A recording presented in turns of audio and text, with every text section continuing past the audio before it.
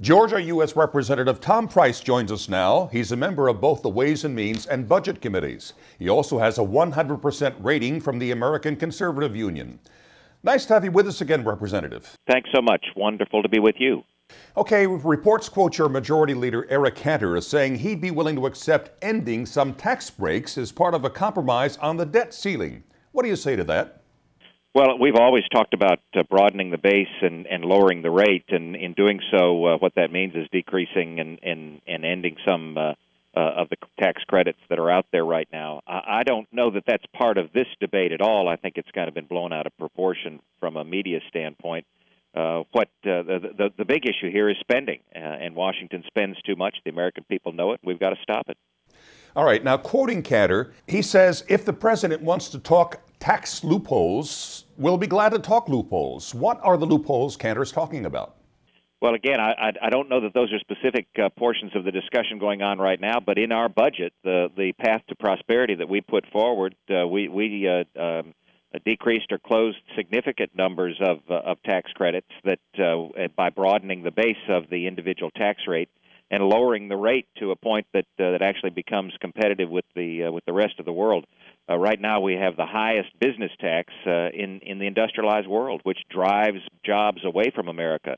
What we need to be doing is putting in place the appropriate incentives to create jobs in this country.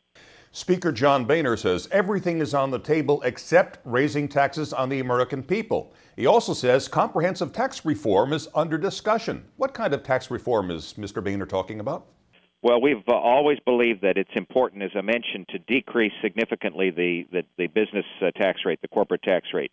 As you and your listeners will know, we have the highest corporate tax rate, business tax rate in the industrialized world, which makes it so that if you're a job creator out there, there's no incentive from a tax standpoint to put your business here in America. It's better from a tax standpoint to go almost anywhere else. The individual rates in this country are such that they are also decreasing the ability of the economy to recover.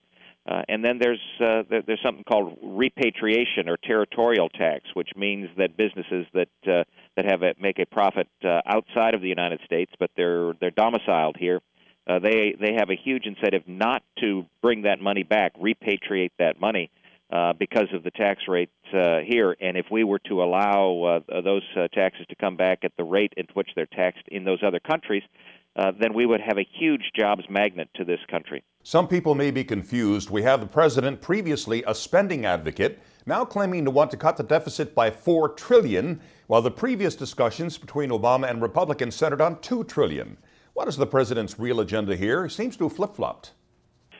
Well, in my reading of how he gets to his $4 trillion number, it appears that much of it is in smoke and mirrors. And what we need are real, substantial, measurable, objectively measurable reductions in spending at the federal level.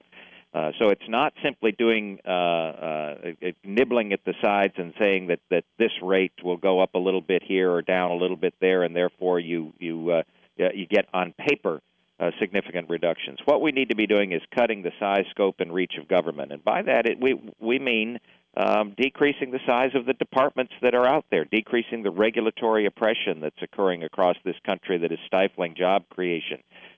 Everybody understands who has any dealings with the federal government that now it is much more aggressive, much more confrontational, much more adversarial. None of those things inure to the benefit of the American people or to job creation in this country, and that's where we need to be headed. The new numbers came out just this morning in terms of unemployment, and job creation is pitiful right now, and it's because of the president's policies. All right, you're an orthopedic surgeon and proposed a Republican alternative to Obamacare. Whatever happened to the House Republicans' repeal and replace agenda? Well, as you know, the House voted to repeal Obamacare, the reform bill that the president put in place that takes $500 billion out of Medicare and denies care to seniors. And our replace process is moving forward. We're having hearings at all sorts of different committee levels to identify the remarkable challenges and difficulties with the Obamacare plan. We're working in our office right now on a new version of our Empower Patients First Act, which will get folks covered, solve the insurance challenges, and address the lawsuit abuse issues that we hope to introduce within the next couple of weeks. Well, Representative Politico says that 6 months later, Republicans hardly even mention it anymore, and they're nowhere close to replacing the law. Is that an inaccurate report?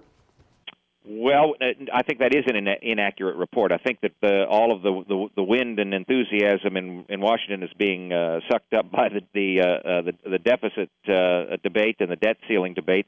So no, we're working diligently day in and day out at the committee level, which is kind of new for Congress to do. You know, to have a process where there's actually discussion and debate going on. And we will continue to push for the kinds of appropriate reforms. We're in the process now of having a hearing next week on the repeal of the Independent Payment Advisory Board, which is the rationing board of President Obama's administration. So, no, we'll continue to highlight it and look forward to putting in place patient-centered reforms. Georgia U.S. Representative Tom Price, thanks so much for talking with us at Newsmax, and good luck to you. Thank you all. Take care. And thank you for watching Newsmax TV.